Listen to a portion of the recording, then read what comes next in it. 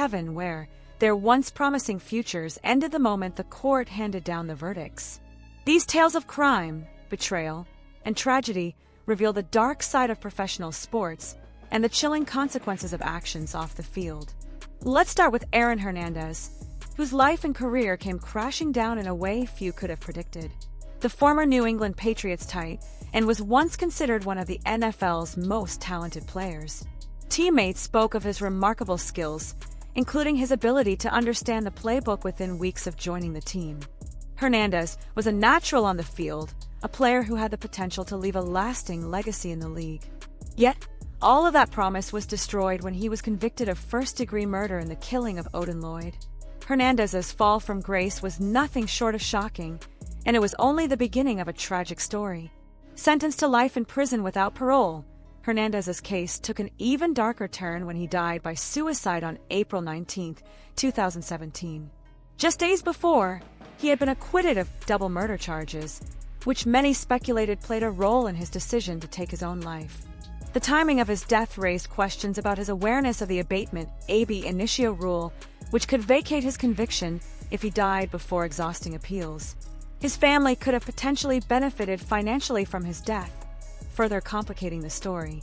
Posthumously, Hernandez was diagnosed with stage 3 CTE, a brain disease linked to depression and impulsivity, adding another layer to the complexity of his tragic life. His former teammate, Rob Gronkowski, revealed disturbing details about Hernandez's behavior, painting a picture of a man deeply troubled, ultimately leading to his untimely and tragic end. Next, we turn to Ray Caruth, whose case remains one of the most heinous and calculated crimes committed by an NFL player.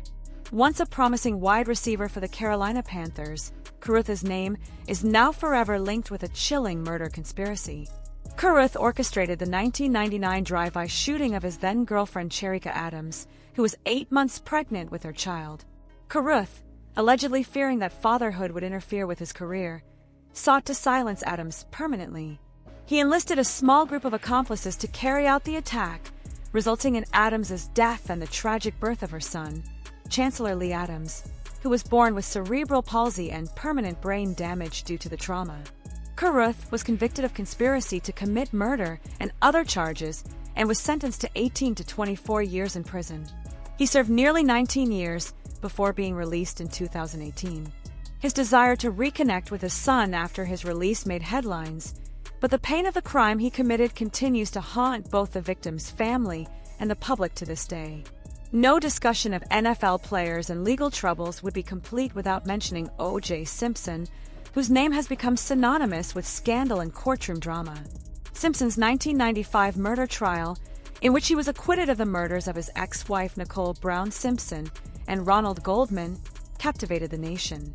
Despite his acquittal, Simpson's life continued to spiral downward, and in 2007, he was convicted of armed robbery and kidnapping in a separate case. In 2008, he was sentenced to 33 years in prison but served just 9 years before being released on parole in 2017. The fallout from Simpson's legal troubles continues to affect his life and legacy. Now let's examine the case of Kevin Ware, whose life took a tragic turn when he was sentenced to 30 years in prison for the murder of Taylor Pomaski. In 2025, Ware pled guilty to the crime and was sentenced for his brutal actions. The details of the case are harrowing, as Ware allegedly used multiple methods to end Pomaski's life, including stabbing her and tampering with her remains.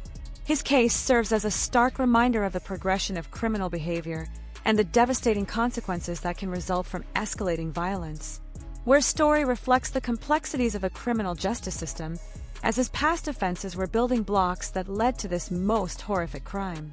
The next case involves Tommy Kane, a former NFL and CFL wide receiver whose descent into violence shocked those who once admired him. Kane, who had been celebrated for his athletic abilities, became entangled in a deeply disturbing incident when he fatally stabbed his wife, Tamara Shah, just days after she filed for divorce and gained custody of their children. The brutality of the crime was compounded by Kane's mental health struggles, including clinical depression and substance abuse, which were used as part of his defense in a controversial plea deal. Kane was ultimately sentenced to 18 years in prison for manslaughter, but his case serves as a tragic reminder of how mental illness and unresolved personal issues can spiral into devastating consequences. Moving on, we turn to the heartbreaking case of Sear Wood, a former NFL running back whose violent actions left an innocent 5-year-old child dead. Wood was arrested in 2019 after the abuse and subsequent death of his girlfriend's daughter, Lariah Davis. The young girl suffered severe physical trauma, including over 100 bruises and 20 broken ribs, leading to her death. Wood's twisted belief in punishment led to the horrific abuse, which ultimately led to his conviction for second-degree murder and felony child abuse. Wood was sentenced to life in prison with the possibility of parole, but his crime remains one of the most disturbing in NFL history.